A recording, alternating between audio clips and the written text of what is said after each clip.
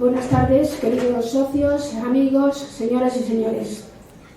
En julio de 1886, en la zona sureste del Parque del Retiro, pegado al Hospital del Niño Jesús, se inauguraba una línea de ferrocarril que enlazaba Madrid con Arganda del Rey.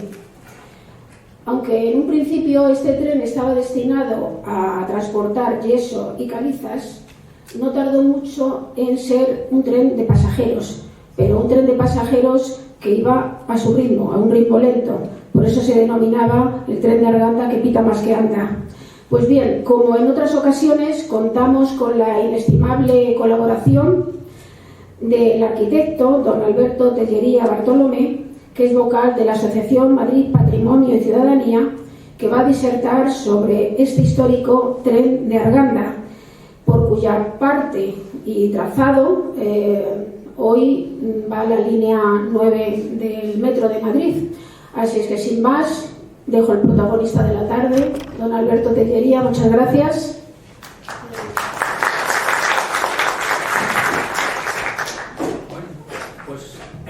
¿Esto funciona? Sí. En primer lugar, pues gracias a todos por venir una tarde tan bonita en el Retiro, meterse aquí dentro a escuchar esto, y teniendo en cuenta además que hay otra conferencia muy interesante sobre el Retiro también hoy en el Museo de Historia. Pero bueno, esta es la que me ha tocado a mí. Le doy las gracias a ustedes. No sé si dárselas a Javier, porque me meten estos embolados y yo la verdad es que me estoy transformando en que aquí tengo que resolver cualquier conferencia que me manden. En efecto, vamos a ver la historia del tren de Arganda, que es un tren que tiene una historia, y la estación del Niño Jesús, que tiene una historia realmente curiosa. El tren de Arganda, lo vemos aquí, surge ya en 1878. Hay un primer proyecto en 1868 de un tranvía a Arganda, que no sabemos por dónde habría ido, no sabemos si tiene que ver con esta estación. Y hay un segundo proyecto en 1878 de un tren que llegaría hasta allí, que ocuparía, en este caso, se pide que se les dé la carretera de Castellón, una de las carreteras de Madrid, para poder sustituirla por una vía de tren. Este proyecto no llega a ningún lado, realmente este proyecto no se desarrolla, pero muy poco después, ya en 1883 ya se inician los trabajos de este tren de Arganda, que va a promover un personaje, un ingeniero, Juan Carlos Morillo, muy entusiasta, quizá un poco sinvergüenza, no lo sabemos muy bien, por el desarrollo de la estación, pero desde luego parece que él creía en este tren que estaba proponiendo, y que va a tener sucesivos cambios. Aquí vemos, por ejemplo, que se constituye la constitución de la compañía del ferrocarril de Madrid a Arganda, y vemos, por ejemplo, pues el objetivo que va a tener es la construcción de un ferrocarril de Madrid a Arganda, dividido en dos secciones: la primera de Madrid hacia Madrid y la segunda hacia Madrid a Arganda, concedidas por una serie de leyes. La construcción y explotación de las secciones que forman parte, porque ya ellos han previsto desde el principio poder extender ese tren, y el objetivo, pues en principio es un tren que no se explica muy bien cuál es el tal, es una explotación sin explicar qué. Pero en el 87 ya vemos que aparece la explotación de las canteras y los yacimientos de materiales de construcción que crean conveniente para el desarrollo del tráfico. Es un tren que nace con la vocación de traer materiales de construcción a Madrid. Los materiales, los yesos, las canteras de Morata, había muchos materiales de construcción en esta zona. Madrid está creciendo, y quizás ese es el motivo, porque claro, lógicamente quiere ir hacia el este, tiene que estar en esta zona a la estación, y quizá también es el motivo de llegar a una zona, como no es un tren previsto para viajeros, sino más bien para materiales, a una zona que entonces estaba un poco abandonada. La verdad es que el tren de la estación del Niño Jesús estaba un poco de Cristo y a las Tres Voces en aquel momento. Se considera que el Retiro está alejado de Madrid y que la estación pues no tiene realmente mucho movimiento alrededor. Aquí, esto es una cronología muy completa, más o menos, de ferrocarril que va cambiando. En 1880 se concede permiso al ingeniero Juan Carlos Morillo para estudiar la construcción de un ferrocarril de vía estrecha, va a tener solo 1 metro. Es una de las razones por las que el tren probablemente termina fracasando, porque en un momento dado no se puede unir a la red de ferrocarriles normales porque no admite los trenes normales. Y FEBE, curiosamente, este tren no está absorbido por FEBE. Bueno, después de la guerra ya saben ustedes que se crea Renfe, que absorbe casi todas las compañías privadas de ferrocarril, y para los trenes normales, y FEBE, que es ferrocarriles de vía estrecha, para absorberlos de vía estrecha. Este nunca se ha absorbido. Este es un tren que es prácticamente privado hasta el momento actual, en que ya es público lo poco que queda. Pero la CNST permite estos estudios. En 1881 se le aprueba la concesión, porque al principio simplemente es que le permiten hacer los estudios, pero sin que eso suponga la concesión. Ya en el 81 se aprueba la concesión, con un ramal a Morata-Orusco, o sea, es decir, ya está planteándose desde el principio ese alargamiento. Se crea la compañía en el 83, como hemos visto, la compañía de ferrocarril de Arganda. En 1886, el 30 de julio, ya se inaugura la línea hasta Arganda, y en el 88 se permite que autoriza la concesión de la línea Arganda-Colmenar de Oreja. La línea de Arganda va a tener una estación de Tajuña donde va a salir una segunda línea, va a tener una bifurcación y va a poder ir hasta Colmenar de Oreja pasando por Chinchón. Es decir, el tren tiene una cierta ambición y por otro lado va a tener, por la vega de Tajuña, va a transformarse por Morata, Perales, Cielvis, Carbañas, Torusco. Es decir, que este tren nace con la vocación de crecer y entonces pasa a llamarse en ese momento Ferrocarril del Tajuña. Ya no es el Ferrocarril Madrid-Arganda, sino pasa a ser la compañía de Ferrocarril del Tajuña, porque ya está extendiéndose por un recorrido en buena parte porque también hay materiales de construcción en toda esta zona que se quieren traer, pero también porque van viendo esa posibilidad de cogiendo pasajeros.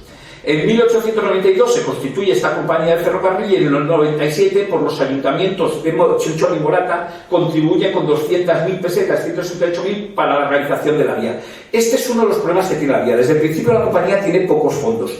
Juan Carlos Morillo, por eso digo que lo sabemos muy bien hasta qué punto no sinvergüenza, pero un soñador, emprende la construcción con poco dinero y lo va poniendo a desarrollar el tren porque casi todos los pueblos le regalan los terrenos por los que pasa el tren y los propios pueblos interesados en tener una comunicación por ferrocarril con Madrid, pues van pagando dinero y van adelantando dinero en la vía. Las obras van muy lentas, con muchos problemas, con una construcción pues, relativamente pobre, que genera al mismo tiempo pues, que en los inviernos pues, se deshace parte de lo construido. Entonces, pues en un momento dado, los propios pueblos ya están un poco hasta las narices y reclaman al gobierno que va dando continuas prórrogas para que la vía se construya. Todo esto está previsto en principio, se hace en 3 años. Bueno, prórroga de 2 años, bueno, otra prórroga de 2 años, se va prorrogando continuamente la obra y al final logran pues, que se declare la quiebra del ferrocarril y en el 1901 pues lo adquiere la Sociedad Belga de Ferrocarril. Se saca subasta, la concesión se anula y se quiebra la compañía de ferrocarril de Tajuña y en la subasta que hace el Estado pues lo compra una compañía belga que esta ya va a llevar a buen término el ferrocarril, de modo que en el año 1901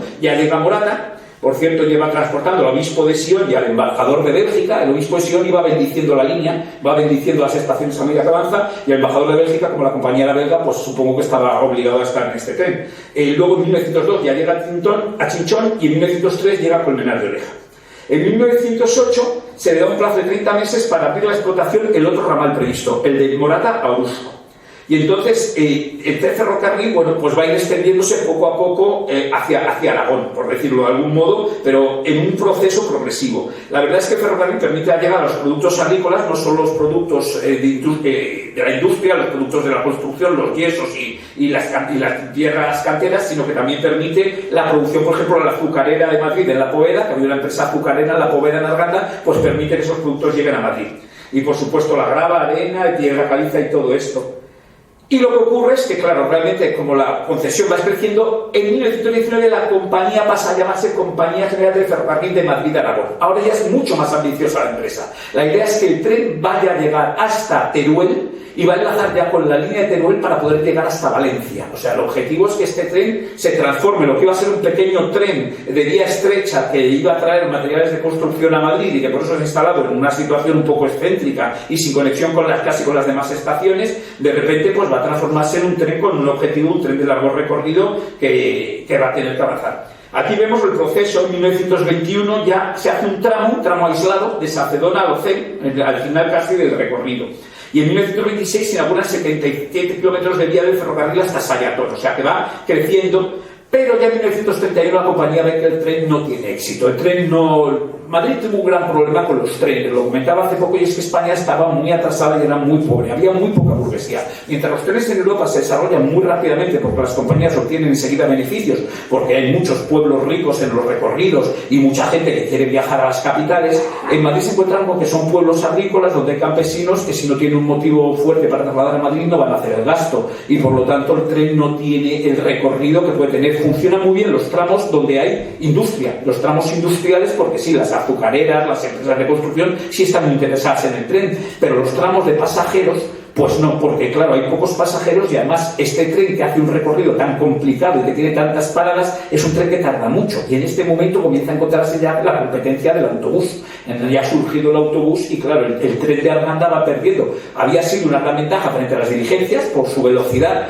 Para que se hagan una idea, cuando se inaugura el primer tramo tarda 1 hora y media en llegar a Arganda, 27 kilómetros, es decir, que el tren iba a 18 kilómetros por hora, el mejor tramo, el tramo más liso. Claro, cuando ya aparece el autobús esa velocidad es baja, es una velocidad que hace que el tren sea poco rentable. Lo de tiempita más que anda era absolutamente cierto. Cuando se hace el tramo a Morata, hay viajeros, se narra la anécdota que era cierta, de que en algunos tramos iba tan lento el tren que los pasajeros se bajaban, iban estirando las piernas al lado y luego se volvían a montar, sin que el tren se parase en ningún momento, iba más lento que las personas que paseaban a su lado. O sea, el tren realmente era el tren que pica más que anda. En algunos tramos que había curvas, pues sí, que había cuestas, pues el tren era realmente muy lento. Eso no importaba para las mercancías, pero sí importaba para los pasajeros, con lo cual los pasajeros pues no va a funcionar muy bien. Entonces, en 1931 la Vía Compañía pide que el tramo a los Cifuentes y tal pues se segregue porque ellos llaman un tren desde Trillo que conecte, pero prevé todavía esto, prevé seguir la vía por Durón, Gualda, Trillo, Centejo, Hermando, Molina, Hombrados, Torrepalo, El Puy y Blancas hasta Camín Real, donde enlazaría con el tren a Teruel. No se hace. Nada, en ese momento la compañía hace cuentas, decide que no es rentable y para directamente la construcción del ferrocarril a partir de Alocén. Durante la Guerra Civil el tren queda en bando republicano, con lo cual en realidad no sufre muchos daños, excepto al final de la guerra, cuando los propios republicanos, por motivos pues estratégicos, vuelan el puente que cruza el río Jarama en La Poveda, en Arganda casi. Ya, bueno, en la actualidad ese territorio ha cambiado mucho porque está alguna de Campillo, pero el tren cruzaba allí por un puente y lo vuelan. Pero en 1940 pues el tren es importante para la reconstrucción de Madrid porque trae materiales de construcción y entonces pues se reconstruye el puente y vuelve a recuperar el tráfico de pasajeros y mercancías. Y además crece en ese momento porque el transporte por carretera pues ha bajado. De hecho es que no hay parque móvil en España, se queda casi destruido en la guerra porque en la guerra se usan mucho los automóviles y también se achatarran mucho para obtener metal, con lo cual después de la guerra España, que no podía importar automóviles de fuera porque estaban los demás países en la guerra, está en Europa también en ese momento, pues realmente no hay transporte por carretera. En 1943, sin embargo, la construcción del Mante de Entrepeñas ya interrumpe la línea entre Sacedón y Alocén porque inunda directamente el trazado del ferrocarril. El ferrocarril pasa por un sitio que va a quedar bajo las aguas del pantano. Y entonces ya en 1946 se cierra el tramo entre Unión y Sacedón. Vamos viendo cómo ese tren que tan lentamente ha ido avanzando comienza a retroceder, comienza igual que se ha extendido los últimos tramos, pues cada vez van teniendo menos pasajeros, el tramo final siempre se que menos pasajeros tienen y entonces se van eliminando y van cerrando los tramos. En el 53 ya autoriza a la compañía a levantar la vía de Orusca a Unión, suprendiéndose definitivamente el tráfico de viajeros en toda la línea. Y un segundo decreto en el 59 les permite levantar el tramo de Tajuña a Colmenar, es decir, ya el tren a Chinchón y a Colmenar desaparece, y también de Tajuña a Orusco, es decir, ya la última estación pasa a ser la estación de Tajuña, que era una estación de empalme en medio del campo, lo veremos después. Entonces, en 1964, la compañía cementera se hace con la concesión solamente para mantener exclusivamente en funcionamiento el tramo entre Vicálvaro y el apartadero de Cornicabra, porque en Cornicabra había canteras que suministraban en el apartadero del Alto a la cementera de Morata, que todavía existe, esa industria gigantesca que hay en Morata, pues esa existía y claro, lo llevaba a la cementera que también había en Vicálvaro de Portland Valderribas. Pero en 1998, Portland Valderribas traslada la cementera de Vicálvaro y ya pierde sentido ese tramo y ya se cierra la línea que directamente por todo. De modo que en 1999 el Metro de Madrid incorpora parte de este trazado que ya ha quedado sin uso desde Vaciamadrid y Arganda y se transforma en la línea 9 de Metro. Ahora vamos a ver esto que estoy contando aquí, que es un rollo patatero, pero bueno, era imprescindible para entender cómo funciona este tren, pues ahora lo voy a ir contando con imágenes. Este es el plano, un poco el plano, es muy bueno, lo he hecho para que se vean los distintos tramos, el primero Arganda que va en color naranja, las estaciones que están en... Uy, ¿qué ha pasado? Las estaciones que están en naranja son los pueblos, los sitios donde paran pueblos, pero vemos que hay muchas que están en blanco que son apartaderos. Y son apartaderos donde precisamente hay paradas, pues porque hay yeseras o porque hay construcción o porque hay azucareras. Es decir, hay una serie de estaciones donde para el tren más por la industria que por los pasajeros. No son pueblos, son sitios donde directamente conecta con la industria. El segundo tramo, que es este que hemos visto que se hace hasta Tajuña, pues también tiene un par de paradas. Está la cementera en el Alto, que todavía existe, están las canteras de Cornicabra. y ya llega a Morata, y en la estación, que también queda en medio del campo, es una estación de Tajuña, Empalme, la llaman a veces, pues sale la línea que lleva a Chinchón y Colmenar de Oreja. Aquí faltan un par de apartaderos, porque también camino de Chinchón había un par de canteras y también tiene paradas. Y luego ya vemos el tercer tramo, que es este que se va creciendo hacia Aragón, donde tenemos todavía un apartadero, el único ya último apartadero industrial, Chavarri, que es las aguas de Carabaña. En Chavarri además es un apartadero que se construye apartadero y apeadero, porque las aguas de Carabaña, por ley, tenían que tener un balneario, pero cambia la ley justo cuando está recién construido el balneario de Carabaña nunca se llega a inaugurar, aunque el edificio todavía existe, y habría sido un balneario curioso porque parte de las instalaciones estaban excavadas en la propia montaña. Es un balneario muy interesante. El caso es que, bueno, esa estación es la última que tiene, digamos, un carácter industrial, y todo lo demás ya lo que vemos son pueblos. Ya va a ser un tren donde no va a traer industria, sino que va a traer pasajeros hasta esta estación de Alocén, haciendo todo este recorrido con un montón de pueblos. Claro, es un tren muy lento, que no va a tener el éxito previsto. Y aquí vamos a entrar en la elección del solar. La verdad es que yo no sé muy bien por qué se pone la estación donde se pone, la estación de cabecera.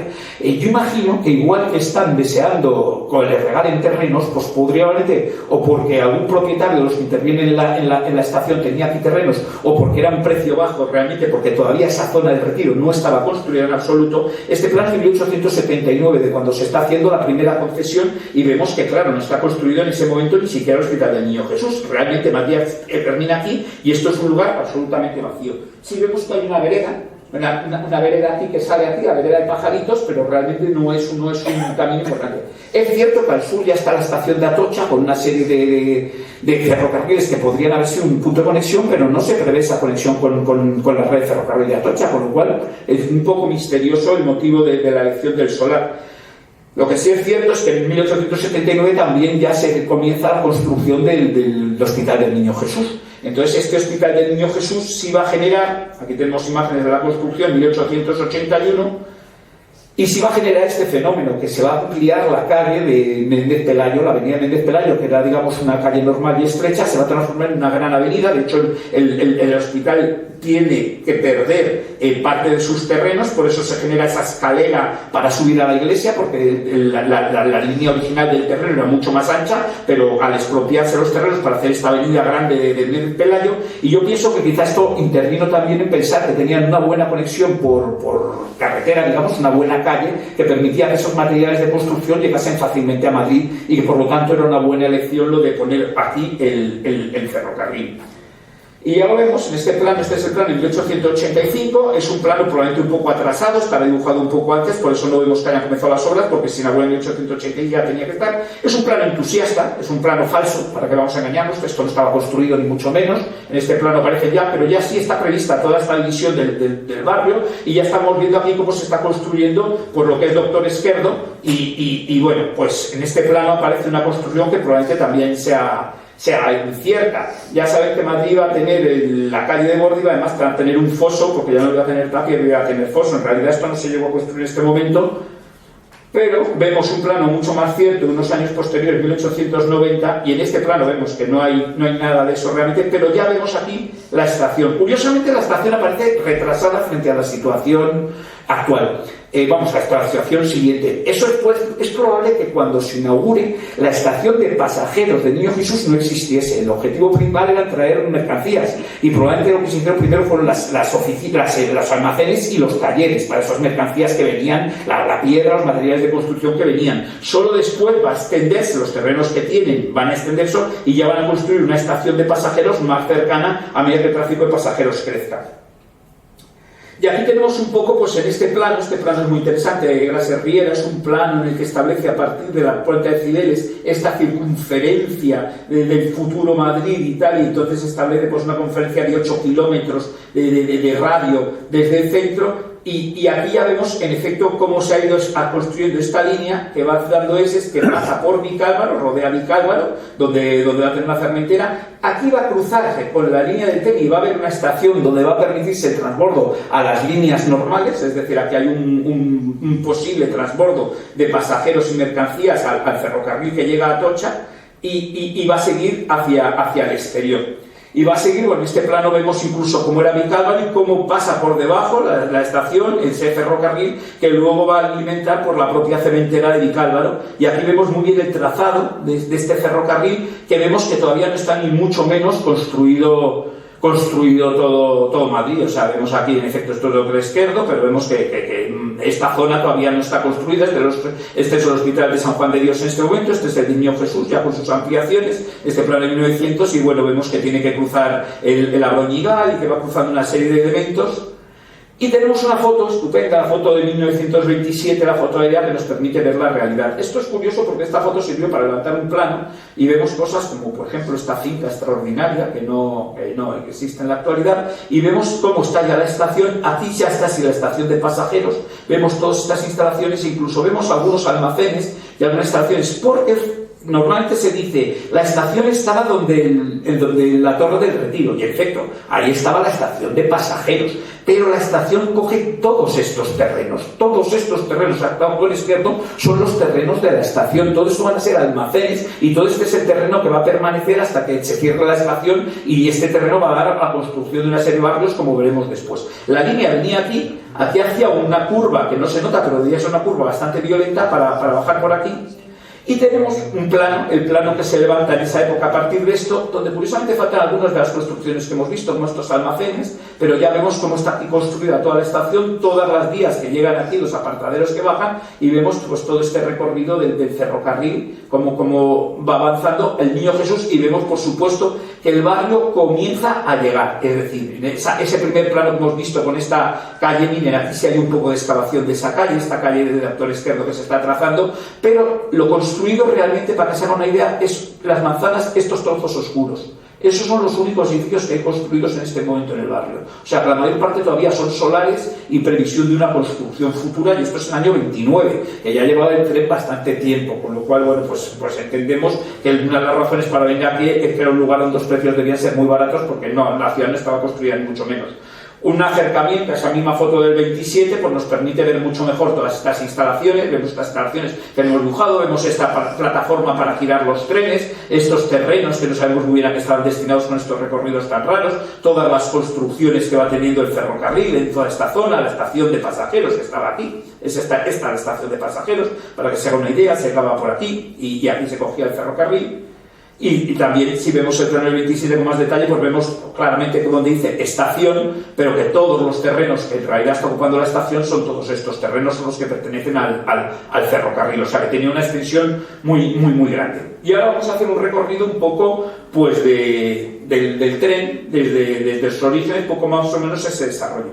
Aquí tenemos la estación, una foto de septiembre del 35, una foto muy interesante, donde vemos el Hospital del Niño Jesús. Vemos, fíjense, todavía estos terrenos, ese es el Hospital de San Juan de Dios. Vemos todas esas instalaciones que hemos visto en la foto aérea, pues estas instalaciones las vemos, están por aquí, toda una serie de construcciones de ferrocarril, muchos almacenes, y la estación de pasajeros, cuyo arquitecto desconocemos, que sabemos que no estaba construida al principio, es posible que la construyese después la compañía belga, es posible que ya estuviese construida a lo mejor cuando se hace la primera ampliación del ferrocarril de Tajuña, no sabemos muy bien la fecha de construcción. Yo he investigado esto en el Archivo General de Administración en su día, y la rabia es que casi todos los planos de ferrocarriles no están firmados. Es muy curioso porque, aparte de faltan generalmente las construcciones arquitectónicas, que suelen ser simplemente el trazado de las vías y los puentes, pero rara vez están firmados, por lo que rara vez logramos encontrar quiénes son los tracistas. Muchos eran ingenieros extranjeros, sí, las memorias son muy completas y los planos son muy cuidadosos en los trazados. Para que se hagan una idea, los trazados están trazados enteros, no se dice por aquí, no, se dibujaba entera la línea del ferrocarril, y son planos pues que a lo mejor tienen 15 metros cada plano, son rollos que vas extendiendo y que cuando hay una curva pues hay un modo de trazar para que se pueda seguir dibujando en línea, para que tengas las líneas completas dibujadas. Entonces hay cosas que nunca sabremos, o si no encontramos, por ejemplo, a lo mejor la compañía belga, a lo mejor tiene documentación la propia Bélgica que no tengamos aquí, pero hay cosas que no sabremos. Pero lo que sí tenemos es esta documentación que es muy atractiva, una estación visual donde nos permite ver, por ejemplo, vemos esta foto desde el Retiro. Aquí vemos de nuevo el Hospital del Niño Jesús, aquí vemos la estación, este recorrido, una antena de comunicaciones dentro del propio Retiro, porque aquí están las instalaciones del castillo óptico y todo esto. Aquí vemos la puerta de Granada, esta puerta que luego se traslada, que actualmente está en los jardines de Silvio Rodríguez, es unas puertas que permiten entrar al jardín de Silvio Rodríguez, pero que es una puerta que salida, una puerta antigua, trasladada ya aquí desde su posición original. Y bueno, pues esta foto ya es hacia 1945, es una foto tardía, pero bueno, es muy interesante tener estas vías. Estas fotos son en general más tardías, pero nos permiten ver cómo la estación. He hecho un recorrido de qué es lo que veían los pasajeros cuando iban a entrar al tren. Esta es la vista desde fuera de la estación, o sea, esto es, pues bueno, aquí sería para dejar los automóviles, y entonces pues esta era la estación, una estación preciosa, todo hay que admitirlo. La estación era muy muy bonita, con estas soluciones de arquitos, una construcción muy propia del ferrocarril, este aparejo de cantería hexagonal, que es muy característico de construcciones del ferrocarril. Todavía hay muros en Madrid de construcciones ferroviarias que son así, con todo sillería, todo piedra. Lógico, este tren iba a las canteras de Morata, por lo tanto la piedra es precisamente lo que abundaba. Este tren podrían hacerlo de piedra porque traía el propio tren la piedra. Si pasamos al interior, esta es la vista que tendríamos hacia las vías. Vemos aquí pues claro, una protección para esperar a los trenes, este balcón sorprendente, aquí estarían las viviendas de los ferroviarios, aquí estaban los despachos de billetes, y vemos toda esa instalación hacia la ciudad, bueno, que ya se está extendiendo más allá. Si nos acercamos más, he puesto una serie de fotos de distintas épocas, pero que nos permiten ver con detalle toda la estación. Está ya en el momento en el que ya estaba entrando en abandono, pero es siempre muy interesante para ver la construcción, la visión, ese balconcillo tan singular en una estación de ferrocarril. Me imagino que les permitía ver la llegada de los trenes. Aquí vemos de nuevo otra foto también posterior, muy parecida a la que hemos visto primero, pero que vemos más recorrido. Y esta es, si siguiésemos, pues ya vista desde el otro lado, la estación, pues vemos que ese balconcillo rodeaba la esquina, era un balconcillo en ángulo que permitía ver cómo llegaban los trenes, la maquinaria rodante. Esto es el momento en el que la estación ya está hundiéndose. Los talleres, los talleres que tenía, aquí era donde se fabricaban muchas piezas de los trenes. Estos son depósitos estos no son tuberías, estos son depósitos de las propias locomotoras, de las locomotoras más antiguas. Y vemos también ese trazado sinuoso que va haciendo el ferrocarril en esta foto del 27, que nos permite ver todo este recorrido de, bueno, cómo iba cruzando, iba saliendo fuera de Madrid. Llegaba a Vicálvaro. Aquí tenemos la cementera de Vicálvaro, la cementera que luego va a ser por Mar de Rivas. Vemos aquí precisamente los vagones, o sea, vemos cómo tenía un acceso. Casi todos los trenes no pasan directamente por las industrias. Pasa la vía cerca, pero de lo que salía era un apartadero y una línea, lógico, porque la industria tiene sus ritmos de llenar un tren, entonces no podía parar el tren a esperar que se llenase. La industria llena los vagones y luego los enlaza, los llevan hasta la estación, donde ya enlazan los trenes y los trasladan. Con lo cual el tren tenía muchos pequeños ramales en todos estos sitios de la industria. Salían pequeños ramales que iban llevando a las canteras, iban llevando a las fábricas, iban llevando a los sitios que no son la propia línea principal. La línea principal es la que hemos visto, pero luego había pequeños ramales que no he dibujado porque ya era la locura. Pero vamos, es muy interesante. Vemos aquí, todavía estamos en la elevación de la entrada, en la guisería de Salinas en Arganda. No, esto está mal, esto todavía es en Vicálvaro. No, esto ya es en Arganda, porque estamos viendo en este recorrido. Y vemos aquí, bueno, uno de los fenómenos curiosos del ferrocarril. Ven de nuevo, estos son apartaderos, ven estas son las vías que les digo, que se unen luego a la principal para permitir cargar y luego unirse a la vía principal, que es esta. Siempre tienen como salidas de vías. Y esto es muy curioso porque en efecto generó un fenómeno interesante en viajes. El tren quedaba muy cerca de la estación de la Plaza de Toros de Felipe II, que era donde está ahora el Palacio de los Deportes, el Wizzing Center. Pues ahí estaba la Plaza de Toros de Madrid en esa época. Con lo cual, de los pueblos, cuando había toros en Madrid, viajaban para ver los toros en Madrid, porque llegando a la estación de Niño Jesús era muy fácil desplazarse, aunque no estuviese el barrio construido, por Menéndez Pelayo llegabas enseguida a poder ver los toros en Madrid. Y se produce también el fenómeno contrario. Fíjense qué curioso, ya en 1886, el mismo año que se ha inaugurado la línea se ha inaugurado en julio, pues fíjense, en agosto ya se organiza un tren especial que va a salir de Arganda a las 9 de la noche, porque va a haber toros en Arganda. Entonces los aficionados a los toros van a poder viajar a Arganda y van a poder volver por la noche después de los toros a Madrid. O sea que el tren va a generar un fenómeno también casi inesperado de que no solo los campesinos o los habitantes de los pueblos van a venir a la capital, sino que los habitantes de Madrid también se van a ir a los pueblos. Van a pasar sus días de asueto ahí. De hecho, esto es, por ejemplo, la salida del tren de Jarama un domingo en 1929. Esto es en Madrid, la muchedumbre de gente que iba a disfrutar pues del río Jarama. Se acercaban a la estación de la Poveda, donde paraba el Jarama, y podían bañarse en el río y podían merendar en el río, y entonces Entonces había todo un trasiego de madrileños que también utilizaban este tren para ir a los pueblos de alrededor, para salir al campo. Es una cosa casi inesperada, yo creo, por la compañía, este fenómeno de cómo iba a producirse. No solo los campesinos iban a acercarse a Madrid, sino los madrileños se iban a acercar a los pueblos pues por otro tipo de motivos. Sabemos que desde luego el tren es importante y que los pasajeros en días festivos debía tener bastante utilidad. La línea, ya hemos dicho que la línea de repente se extiende y va a llegar primero a Morata, o sea, de repente el ferrocarril ya deja de ser el ferrocarril de Arganda y se va a transformar en el ferrocarril de Tajuña, y esto es Morata de Tajuña. Esto es muy curioso porque es precisamente la inauguración publicada en la revista del ferrocarril de Arganda-Morata. Y entonces se dispone un tren extraordinario con 4 vagones cuyos asientos fueron ocupados por numerosa y distinguida concurrencia, los que fueran lo que les he dicho, el obispo de Sion y el ministro de Bélgica en España, y no representación de la prensa madrileña. Aunque hay una serie de escenas, hay un dibujito de cómo iba el tren decorado, y bueno, los personajes principales de la compañía y las distintas escenas de cuando van llegando a las estaciones con el obispo que iba bendiciendo. De hecho, esta es la llegada a la estación de Morata. Vemos la estación, es una estación muy humilde, aquí lo pone, Morata de Tajuña. Vemos una estación muy sencillita, pero fíjense cómo lo han adornado toda con banderas y con palmas, pues para recibir esa entrada triunfal del tren que se inaugura cuando llega a Morata. Esto ya en el recorrido por el Valle de Tajuña, la foto de 1902 del año siguiente, donde vemos, bueno, pues estos ferrocarrilillos que circulaban y esto es las canteras de Cornicabra, que es un de los caminos. Esto es interesante porque fíjense, estas canteras, por ejemplo, son los que suministran las piedras para el hospital de Maudes en Cuatro Caminos. Mientras en Madrid casi todos los edificios son de arenisca novela, conocidos como correos, se venía nada en los que desde Alicante la Piedra, la posibilidad de acceder a una piedra, a una caliza en Morata, pues permitía hacer, pues con mucho menos coste, edificios monumentales en Madrid. Entonces Antonio Palacios, cuyo centenario celebramos este año, pues cuando decide construir el hospital de Maudes, lo va a construir con piedra procedente de Morata, de estas canteras de Cornicabras, de donde va a venir la piedra para el hospital de Maudes. Nos damos cuenta de que no solo el Retiro no existía como distrito, sino que también Chamberí tampoco.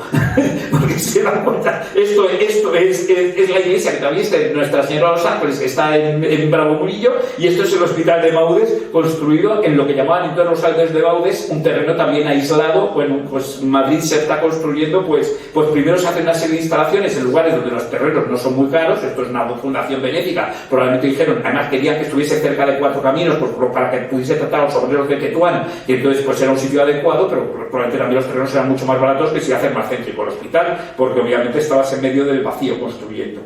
La estación, esta es la estación de Tajuña, que les decía, esta es una estación curiosa porque esta estación era en Palmaba, hacia donde salían los trenes, que se desviaban, unos que iban hacia Colmenar y Chinchón y los que seguían hacia Orusco y hacia Garabaña y hacia Aragón. Entonces esta estación está un poco en medio del campo. Pero fíjense que también debía ser utilizada pues para ir al campo, porque aquí vemos cazadores. Ahí delante tenemos a un cazador y unas señoras que obviamente no parece que esta gente ha venido probablemente en el tren a cazar y a pasar el día en el campo. Estos son maldeños, no hay pueblo, esta estación está a la mitad del campo y por lo tanto no pueden ser ni vecinos del pueblo ni nada. Esto es bueno, pues que este tren generaba que también no era solo ir a bañarse en el Jarama, sino bueno, pues poder usar el campo alrededor de Madrid, que como podemos ver, pues tampoco es que estuviese muy poblado en esta época. Por fin llega el tren a Chinchón el 23 de julio de 1902, ahí vemos incluso la estación decorada y el propio tren con adornos y banderitas y tal, el tren que llega a Chinchón en 1902. La estación de Chinchón no se conserva, pero hay este dibujito en el bar de la estación del propio Chinchón que reproduce de un modo pues muy inocente cómo debió ser esa estación, que debió tener 2 pisos, los arquitos de entrada y aquí pues un apartadero, lo que fuese y tal, el depósito de agua y probablemente lo que serían los baños. Normalmente en las estaciones los inodoros, los servicios estaban en un edificio aparte. Esta es lo único que tenemos de documentación de la estación de Chinchón. Y pues también muy interesante porque son las tarifas y horario. Cuando ya llega hasta Colmenar de Orejas, es decir, ya hemos llegado a esta primera ampliación, que es anterior a la de seguir hacia Orusco y todos estos sitios, pues en el año 1919, y podemos ver pues tanto los horarios como los precios. Los precios, pues miren, el tren tenía billetes de primera, de segunda y de tercera, que variaban desde, si ibas a Vicovado, hablaban 55 céntimos a 90 céntimos. Ya si ibas más lejos, ibas a Colmenar, ya en tercera 3 pesetas y 15. Y los horarios, pues también vamos viendo lo que iba tardando en llegar. Como hay un montón de estaciones intermedias, como hemos dicho, Vicálvaro, La Fortuna, Montalvo, hacia Madrid, La Poveda, Arganda, nos damos cuenta que en efecto tardaba más de 1 hora y media en llegar a Arganda, que está a 27 kilómetros de Madrid. Con lo cual nos damos cuenta de que el tren muy rápido no era. O sea, tardabas 3 horas y 20 minutos en llegar a Colmenar de Oreja. Con lo cual, y a medida que iba alargando, se iba siendo más lento. Y esto era todavía el trayecto de la zona más rápida, que luego el tren iba más lento, con lo cual el TNC, lo de pita más que anda, pues era muy probable que fuese así en la realidad. Van siguiendo haciéndose estaciones. Esta es la estación de Perales de Tajuña, la foto es posterior, pero vemos que el material rodante, aunque la foto es de los 50, el material rodante debía ser de 1886, porque es inverosímil esta locomotora. O la foto está mal fechada, o este material rodante me resulta asombroso que sea de esa fecha. Yo creo que es posible que esta foto sea más antigua y esté mal fechada. Es una foto muy interesante de la estación de Perales de Tajuña. La estación de Tiermes, en su estado original, construida por... Es una de las pocas que sabemos. Yo este dato, cuando escribí la historia de Tiermes, no logré encontrarlo, pero el ayuntamiento dice ahora que es de un tal Fernando Gobantes, con lo cual es posible que hayan encontrado documentación. Esto se ha cambiado, no sé por qué. En la restauración estos arquitos los han hecho de medio punto, lo veremos al final. Ahora tiene otro uso, pero bueno, una estación, ya ven ustedes que estaciones tan sencillitas tenían en todos estos pueblos. Chávarri tenía, lo que les he dicho, un apeadero para llegar al balneario, para poder ir al balneario de Aguas de Carabaña, al balneario que nunca se puso en marcha, pero se construyó entero, cambió la ley, y hubo un momento en el que para poder decir que una ágora medicinal tenías que tener balneario. Es una ley que les obliga a construir el balneario. Luego cambian de nuevo la ley, dicen que eso no es necesario, y entonces no lo abren, no lo llegan a abrir al público, porque el balneario se queda simplemente como vivienda de los propietarios, que es el tal Chávarri, por cierto. Este es el apellido del propietario. Como pueden ver, avance de Aguas Medicinales, RJ Chávarri. O sea, ellos son los propietarios de las Aguas de Carabaña, han descubierto la fuente, compró los terrenos y tienen este apeadero precioso. Vemos de nuevo este aparejo de piedra hexagonal, una construcción muy típica del ferrocarril, con las esquinas de ladrillo, y vemos aquí este edificio. Estos dos edificios se conservan, y este edificio van a ver ustedes las dimensiones que tiene, porque este es el depósito de Aguas de Carabaña. Esta era la embotelladora. El agua se traía hasta aquí, se embotellaba aquí y de aquí se envasaba para enviarla hacia Madrid. Y entonces es este enorme depósito y embotellador Aguas Medicinales, que es este edificio gigantesco. Bueno, vemos aquí la publicidad del agua de Carabaña. El agua de Carabaña, ya saben que era un agua purgante. Cuando yo hice los pueblos, un dicho bastante brutal que me dijeron en Chinchón es: bueno, a ti te bautizaron con el agua que a mí me purgaban. Dicho a los habitantes de Carabaña. Pues el agua de Carabaña es un agua purgante que, bueno, fue muy popular, pero la verdad es que se extendió, se distribuía en todo el mundo y ha ido desapareciendo con el tiempo. Aquí tenemos el tren llegando precisamente a la estación de Carabaña. La estación de Carabaña no se conserva, como muchas de las estaciones se han ido perdiendo con las reformas del tren.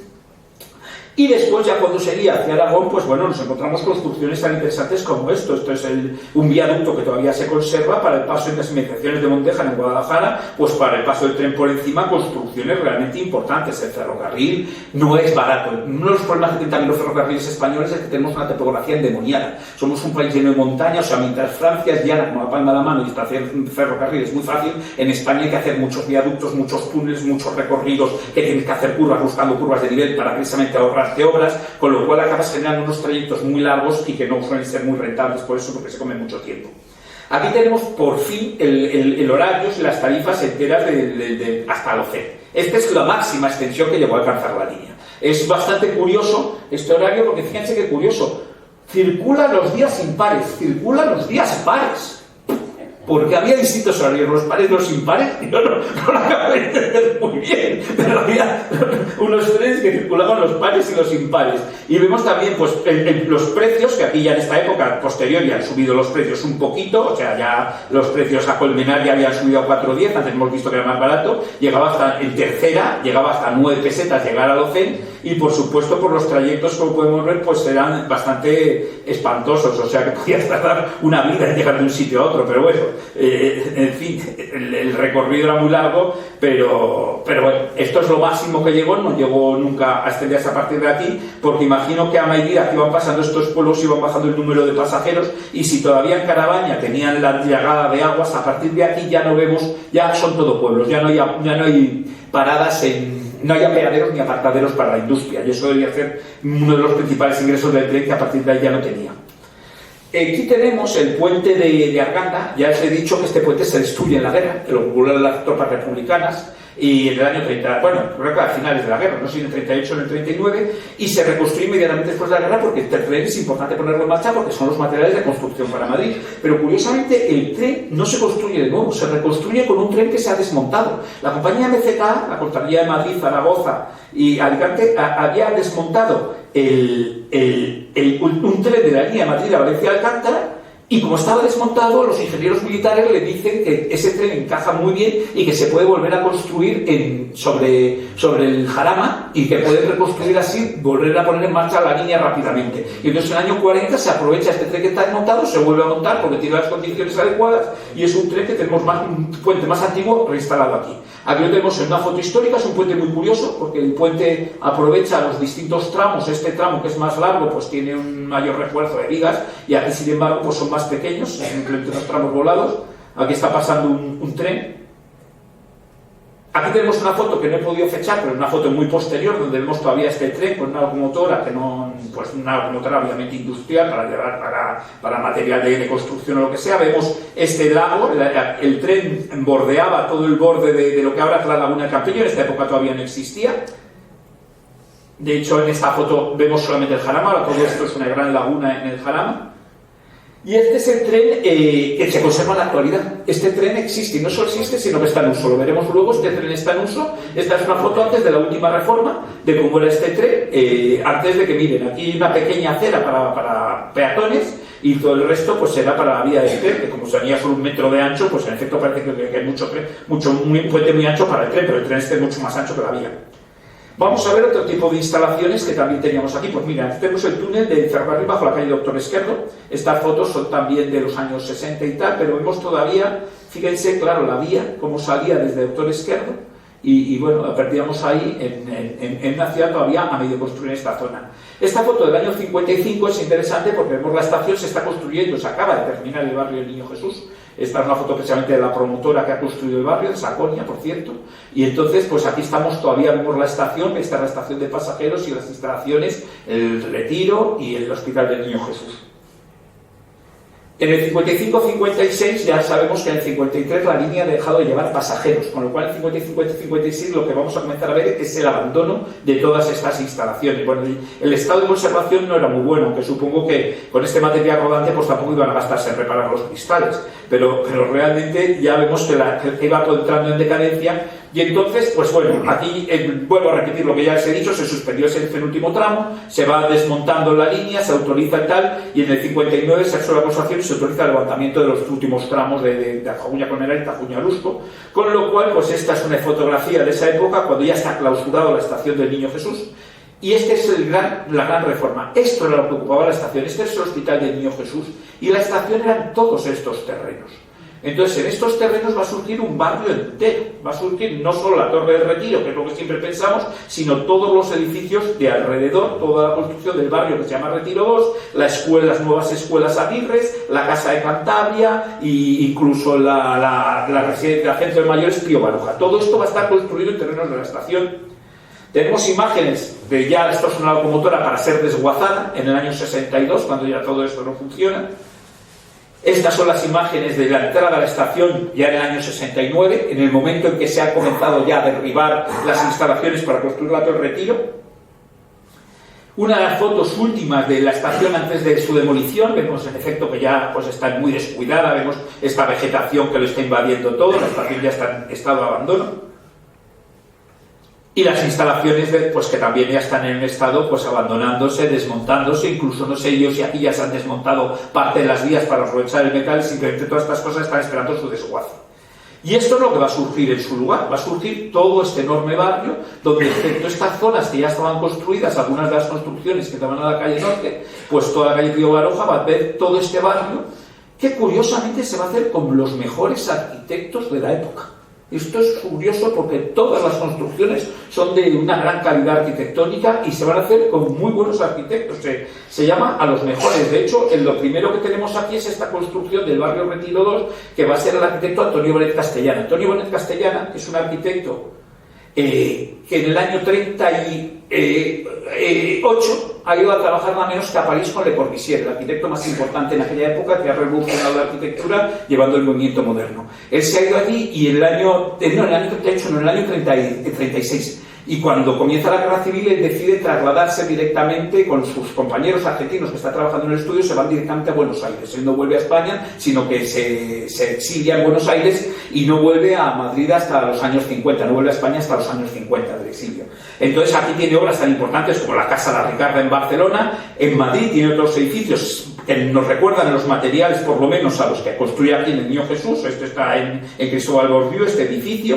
Y, por ejemplo, para que se hagan ustedes, esta imagen tan insólita es porque esta silla tan famosa, de hecho yo tengo dos en casa, es la silla BKF, que es un diseño suyo. BKF, precisamente, la B significa Bonet, porque él es con otros arquitectos argentinos, y esta silla, que es un clásico del mobiliario y que se sigue fabricando hoy día, pues es un diseño suyo que se extiende y, bueno, que tiene un éxito brutal en Estados Unidos. Por lo tanto, surgen estas imágenes publicitarias de la silla, y es una silla muy, muy popular, la silla BKF. Es un arquitecto, ya les digo, de primera categoría, discípulo de Le Corbusier, discípulo de Sert en Madrid y autor de muchísimas obras importantes, que va a construir este barrio, que es un barrio muy interesante, tanto en sus acabados como construcción. Hoy está muy degradado porque una cosa que le pasa a esta arquitectura es que estos cierres de carpinterías, estos aparatos de aire acondicionados colgados la degradan mucho. Es una arquitectura que no tiene ornamentación y cuando ponemos cosas de esas colgadas pues vamos degradando los edificios. Pero son unos edificios muy interesantes que han resistido muy bien el paso del tiempo con este revestimiento que él usó mucho, que es la que estuvo muy de moda en aquella época, que era lo que se llamaba el gres de Castilla, este material de revestimiento, pero cuando está bien instalado vemos que en efecto tiene una durabilidad enorme, es un material muy resistente porque está cocido a altas temperaturas,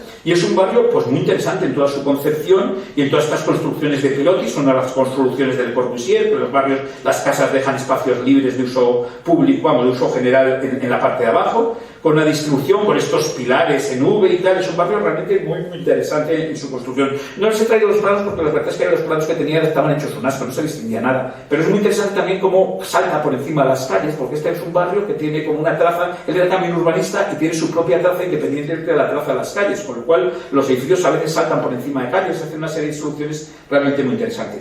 Otro edificio más conocido que este y más valorado en general, pues es nada menos que la Torre del Retiro. La Torre del Retiro que está pegado ya directamente a Menéndez Pelayo y que es uno de los edificios que curiosamente no genera, porque no genera los mismos efectos que la Torre de Valencia. Después de la Torre de Valencia, que había sido el escándalo tremendo de la Torre de Valencia, la Torre del Retiro parece que podía haber tenido la misma influencia. Pero la Torre del Retiro desde el propio parque no es muy visible. Mientras la Torre de Valencia asoma sobre el estanque de un modo desconsiderado hacia el monumento Alfonso XII, la Torre del Retiro pues prácticamente desde el parque no se ve. La Torre del Retiro es de otro arquitecto importantísimo, más importante quizá, sobre todo para Madrid, que el Bonet Castellana. Esto es muy curioso porque siempre se ha dicho que se tira a la estación y con cuál lugar de la estación. No, esta es la estación. Aquí están construyendo la torre y la torre se construye por delante de la estación. La estación todavía no se ha demolido cuando se comienza a construir la Torre del Retiro. La estación estaba un poquito retirada. Ya hemos visto que había un terreno para aparcar y entonces la estación quedaba más allá, con lo cual la estación no estaba pegada a Menéndez Pelayo, sino que estaba un poquito retrasada,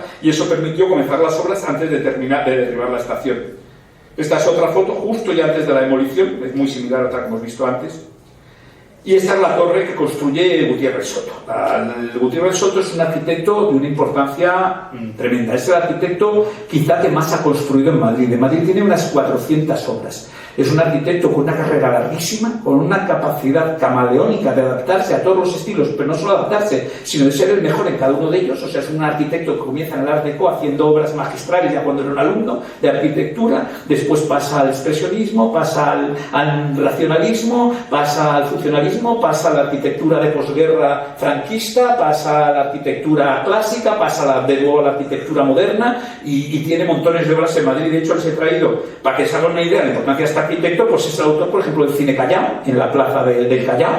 Es un cine donde vemos su magisterio en el uso del Art Deco. Esta es la decoración original del Cine Callao, hoy está perdida, pero vemos que era un cine espléndido de estilo Art Deco francés, pero también luego pasa inmediatamente al racionalismo con este edificio del Cine Barceló, que actual Pachá, que es un edificio, bueno, es un edificio que es de los pocos arquitectos españoles que se publican en las revistas internacionales de arquitectura de la época, franceses, alemanes, publican sus obras, porque es un arquitecto que está al tanto de todas las tendencias y siempre las maneja bien. Después de la guerra construir edificios como nada menos que el Ministerio del Aire, o sea que es también un arquitecto construir estos, o aquí los de Aire porque están en su barrio, el Cine Narváez. El Cine Narváez es obra también de Gutiérrez Soto, en este estilo ya de posguerra, mucho más clasicista. Por supuesto, luego vuelve la modernidad y va a trabajar también en la modernidad y va a hacer la Torre del Retiro. La Torre del Retiro, y ya les he dicho antes que los edificios modernos llevan mal los aires acondicionados y los cerramientos, la Torre del Retiro cuando se construye es así, es mucho más elegante que lo que vemos en la actualidad, como pasa también a la de Valencia.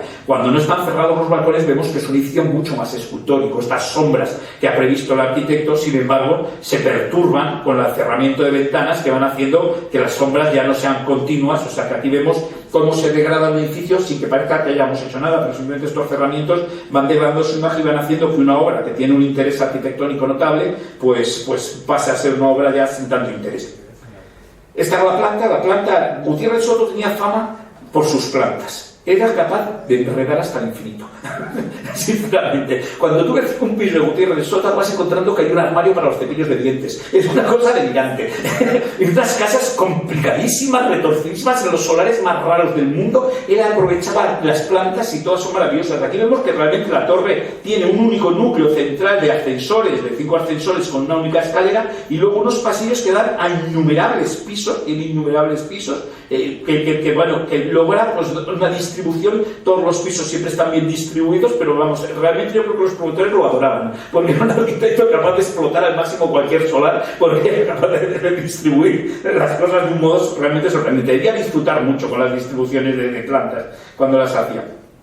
Otro edificio interesante son las escuelas Aguirre. Las escuelas Aguirre, la actual Casa Árabe, se cierra en esta época, dejan de ser escuelas y se construyen unas nuevas escuelas Aguirre que ocupan también este solar. Por desgracia, este edificio, que es muy interesante, del arquitecto Luis Vázquez de Castro, especialista en arquitectura escolar, no ha encontrado documentación. Ya cuando hice la conferencia de arquitectura precisamente escolar, de arquitectura escolar en el distrito de Retiro, no he encontrado documentación y sigo sin encontrar documentación sobre este edificio. El edificio tiene una planta muy curiosa y realmente todos estos alzados escalonados, todos estos juegos que tiene volumétricos, pues muestran que es un edificio de gran interés. Aquí vemos cómo asoma la Torre del Retiro por encima de este edificio, pero es un edificio realmente que tiene un interés. A mí me encantaría ver la planta porque se ve una distribución muy interesante y muy trabajada con estas grandes cubiertas inclinadas. Es un edificio pues con un punto expresionista también moderno, pero de una gran calidad arquitectónica. Es un arquitecto muy reconocido. Otro arquitecto reconocido es Carlos de Riaño Lozano, es un arquitecto de Santander. Aquí había restaurado el Mercado del Este en Santander, que es una joya. En Madrid tiene otra serie de edificios también importantes, y Carlos de Riaño pues va a construir aquí la Casa de Cantabria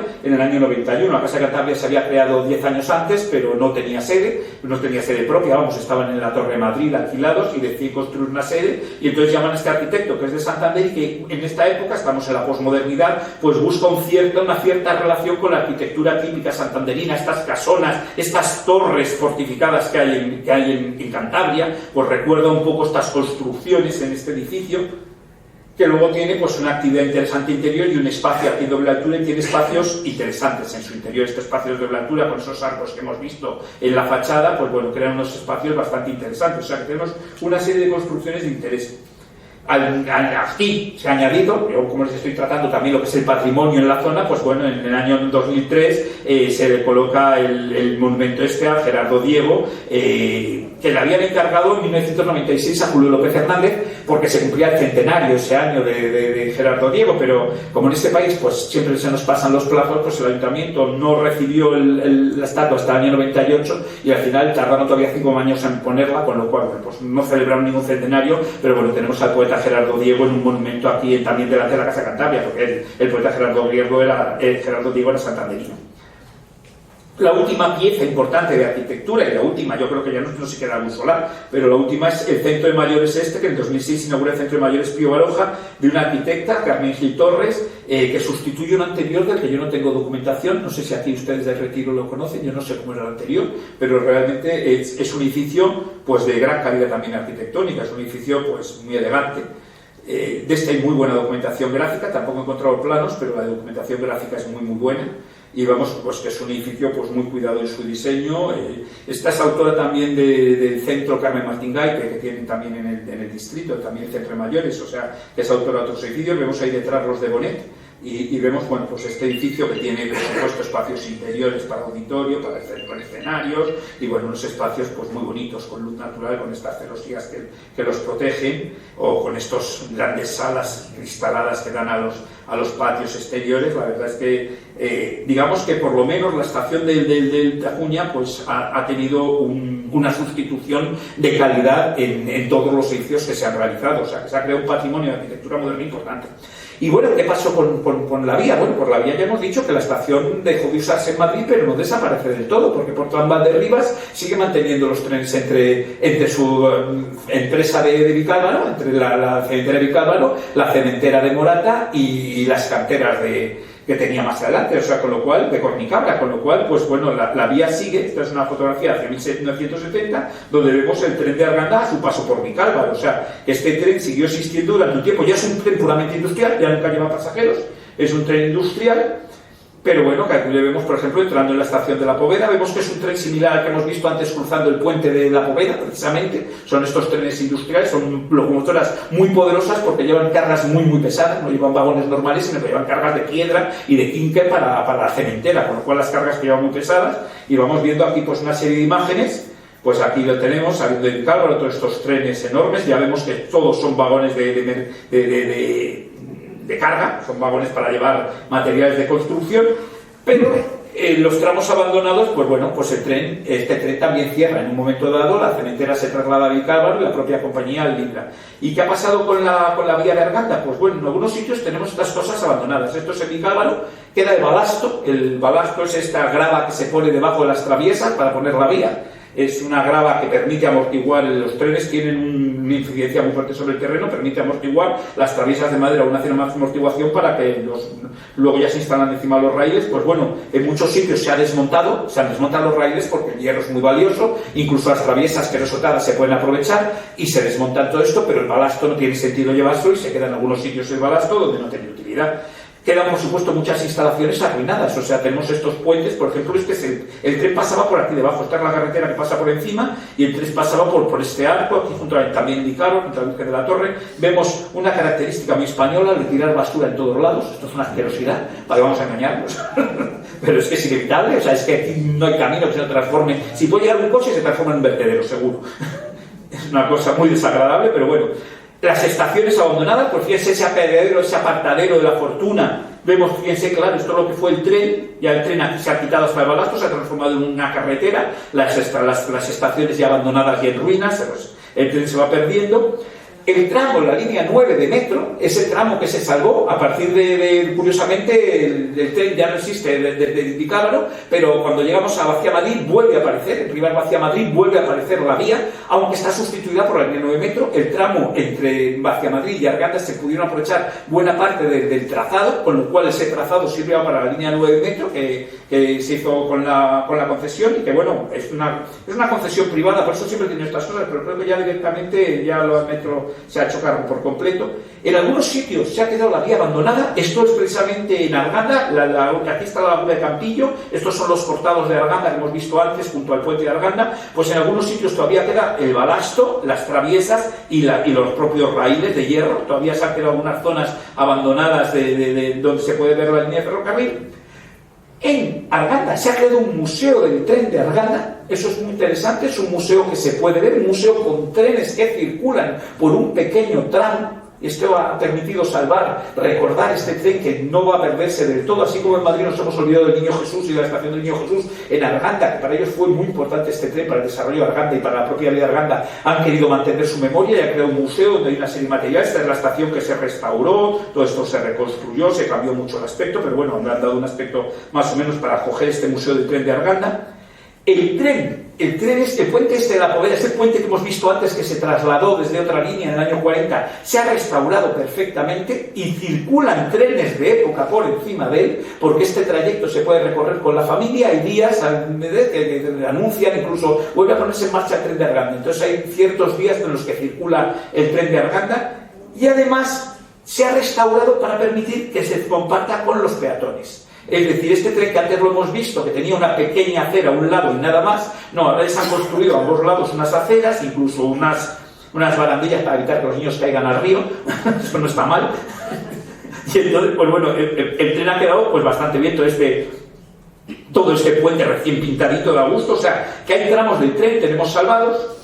Otras instalaciones, como esa estación de Tielmes que les dije, esta es la que les dije que antes las ventanas eran arquito rebajado y se hicieron alrededor de una restauración, pero es un centro cultural en Tielmes, tuvo una serie de usos, fue la Sociedad de Labradores, cuando ya el tren dejó de llegar a Tielmes, pues la estación no se abandonó como otra ni se derribó, sino que fue dándole sus usos al ayuntamiento, y en la actualidad es un centro cultural, porque tenemos también cosas recurridas. Y lo más interesante de todo este recorrido final en Morata y en Tajuña es que se ha creado una vía verde para paseantes y para ciclistas. Entonces se ha recogido todo este recorrido que estaba ya hecho en trinchera, que es llano, porque el tren siempre busca las mismas pendientes y por lo tanto es un recorrido muy cómodo para pasear. Les puedo asegurar que aquí paseantes hay muchos, porque cuando hicimos Tielmes y estas zonas, ya los tramos que no estaba todavía hecha toda la vía verde ha ido ampliándose, pero los tramos que había, ya veías a la gente que iba a pasear, porque bueno, en general pues es un trayecto muy cómodo para pasear, vas por el campo, pero al mismo tiempo por un camino cómodo en el campo. Esta vía pues la tenemos aquí en el paso por Morata de Tajuña, e incluso pasa, pues como podemos ver, por cerca está la estación de Cornicabra, esa de la que hemos hablado tanto, con las canteras de Cornicabra y todo llevaba a Cornicabra, y lo último que mantuvo por Trambal de Rivas fue hasta Peadero de Apartadero de Cornicabra. Bueno, pues la estación ahora está en ruinas, pero junto a esa vía verde de Tajuña que nos permite ver todas estas cosas. Y esta vía, este concepto de vía verde, en este caso es simplemente para pasear, porque estamos en el campo, pero hasta cierto punto yo creo que enlaza muy bien con lo que ha dicho Javier, de aprovechar este trazado para crear no solo un recorrido paseable para Madrid, sino un corredor medioambiental que pueda relacionar precisamente lo que ha dicho, la cuña verde y el Parque Roma y todo, con el Retiro, porque pensemos que a los animales estos corredores les permite, por ejemplo, a los insectos desplazarse muy fácilmente porque van de planta en planta y ni se enteran. Y entonces eso es importante para mantener la biodiversidad en el Parque del Retiro. Y creo que ese es el futuro que todavía tenemos que esperar para esta vía verde de Tajuña y para este ferrocarril, que es la estación del Niño Jesús. Obviamente no la podemos recuperar nunca, está ya desaparecida para siempre, pero creo que la vía pues puede ser todavía un buen recordatorio. Y con esto terminar.